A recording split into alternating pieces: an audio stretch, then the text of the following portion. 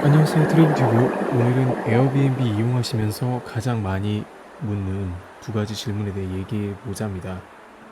에어비앤비 이용하시면서 좀 궁금하신 점이 많으신 것 같아요. 그래서 가장 에어비앤비에 대해서 많이 받는 질문 두 가지를 추려서 이 시간 답변해 드리도록 하겠습니다. 오늘은 자막이 없는 프리토크로서 제가 해외 모처에서 에어비앤비를 직접 운영해 본 적이 있는 경험을 바탕으로 말씀드리겠습니다. 예전에 에어비앤비 이용 꿀팁에 대해서 말씀드린 적이 있는데요. 영상을 이 유튜브 페이지에 링크해 놓겠습니다. 거기 참고하셔서 그 꿀팁 10가지에 대해서는 다시 한번 보시면 되겠고요. 첫 번째 에어비앤비 보상 문제인데요. 아무래도 그 예약 후에 그리고 숙소에 체크아웃하고 돌아오면서 클레임이 역으로 걸려오는 상황이 많은데요. 그래서 뭐 물건을 파손한 적이 없는데도 파손했다고 한다. 담배도 안 폈는데 담배 사진 찍어서 보내서 담배 폈다고 클레임 청구한다. 돈을 뒤에서 요구하는 경우가 많다. 이건 이제 악용하는 사례인 거죠.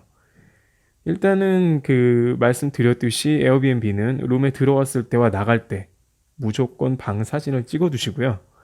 그래서 본인은 거의 터치한 게 없다, 손댄 게 없다 이렇게 하셔야 됩니다. 특히 귀중품이 많은 곳에서는 더욱더 그렇습니다. 이렇게 비싸게 보이는 어떤 조형물이라든지 책상, 가구 그런 곳이 많은 곳에서는 조심을 훨씬 하셔야 돼요. 실제로 파손이 되면 무조건 물어내셔야 되는 경우가 많기 때문에요. 사진을 찍어 두시는 게 좋습니다. 꼼꼼하게. 들어갈 때 이제 체크인하면서 한 번만 찍으시면 되니까 나중에 증명할 때 쓰실 수가 있습니다.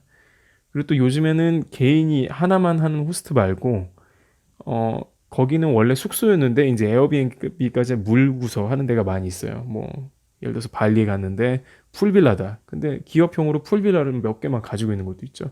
이런 것도 들어가셔서 사진을 다 찍어 두셔야 됩니다. 그 얘들은 보통 가구나 이런 게 굉장히 비싸기 때문에 500불, 1000불 막 이렇게 요구한단 말이죠. 뭐 유리를 깼다는 둥, 뭐 책상에 식탁에 금이 갔다는 둥 이런 식으로 나와요. 대리석이 망가졌다.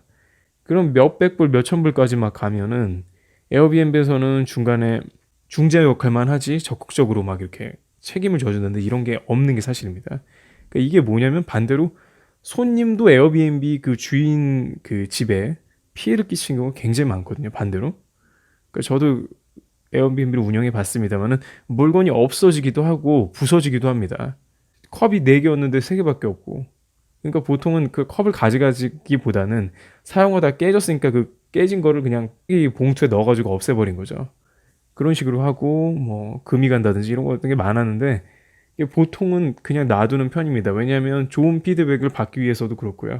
후기가 좋아야 되니까. 그리고 그걸 증명하기가 굉장히 어렵습니다.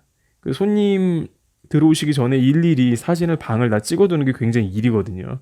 청소도 보통은 처음에는 직접 하는 편인데 나중에 주인분들이 이제 좀 하시다 보면은 청소도 대리로 하죠.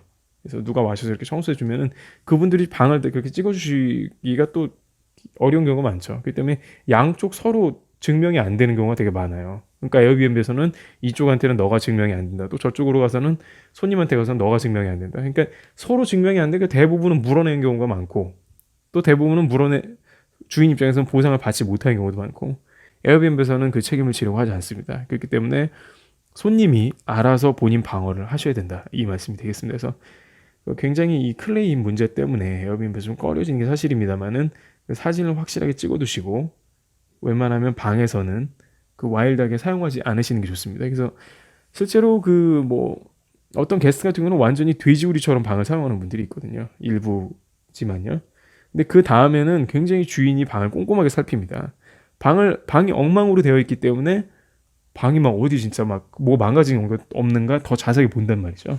그러다 보면은 이 사람이 망가뜨린 게 아닌데 그 전 사람이 망가뜨린 뭐 사실이 그렇게 된다면은 그래도 그 사람이 잘못을 뒤집어 쓴단 말이에요. 그러니까 방을 깨끗하게 쓰는 게 중요합니다. 깨끗하게 쓰면 방이 깨끗하구나. 이 사람이 문제를 일으킬 리가 없지. 이런 식으로 해서 그냥 넘어가는 경우가 많다. 개인적인 경험담이었습니다.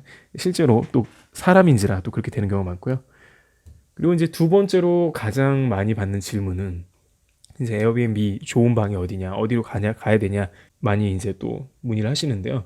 후기를 면밀하게 검토를 하시는 게 가장 좋습니다. 후기가 굉장히 많이 달린 방이 있어요. 근데 그 방의 후기를 자세하게 보세요. 왜냐하면 반 정도는 사람 타입에 따라서 뭐 그냥 너무 좋았어요, 환상적이었어요, 뭐 이렇게 지나간 사람이 있지만 또 사람 타입에 따라서 꼼꼼하게 적어둔 사람이 있거든요. 굉장히 뭐 디테일한 사항을. 이 방은 다 좋았는데 맨 마지막 줄에 그러나 알 수 없는 냄새가 스테이하는 내내 났습니다. 그 냄새는 굉장히 불쾌했습니다. 이런 방이 있는데 그 냄새에 예민하신 분들은 그런 방에 가면 안 되죠. 그래서 뭐 어떤 그런 것들 후기를 잘 검토하시고 그 후기 평점이 높을수록 좋은 방입니다. 이거는 뭐 사실입니다. 조작할 수가 없거든요. 에어비앤비는 어느 정도는. 그리고 그에 따라서 이제 그런 방들은 당연히 예약이 먼저 차 있어요. 뭐 심지어는 뭐 1년치도 막 차 있고 이런데 그 이제 잘 보시면서 환불 조건이 잘 맞으면 환불을 쉽게 할 수 있는 그 방으로 되도록 하시는 게 좋습니다. 예전에 뭐 우리나라 같은 경우에는 뭐 메르스 사태 같은 게 있었고 그럼 그 나라별로 굉장히 이슈가 있을 수 있는데 어떤 큰 사건이 나가지고 도저히 가고 싶지가 않은데 에어비앤비에서는 그거는 호스트가 정한 거기 때문에 우리는 환불해 줄 수가 없다. 이런 식으로 나와버린단 말이죠. 이런 환불 조건을 잘 활용하시고 다 잘 확인을 하시고 100%인지 50%인지 전액 환불 가능한지 그런 거 미리미리 확인해 주시는 게 좋습니다. 하는 걸 보셔야 됩니다. 그러니까 마지막으로 이제 종합해서 드릴 말씀은 에어비앤비는 환상적인 경험을 제공해 주기도 합니다만 가격이 저렴한 만큼 그리고 개인이 운영하는 만큼 안전성이나 청결도, 편의성은 기대 이하일 수가 있습니다. 그런 점을 감안하셔가지고 공간은 넓지만 어떤 그런 개인이 했을 때 그 부족한 점들 분명히 있다. 뭐 이런 점들을 참고하셔가지고 에어비앤비 가시는데 즐거운 스테이가 되셨으면 좋겠고 해외여행도 잘 하셨으면 좋겠습니다. 그리고 오늘 이것을 마치겠습니다. 감사합니다.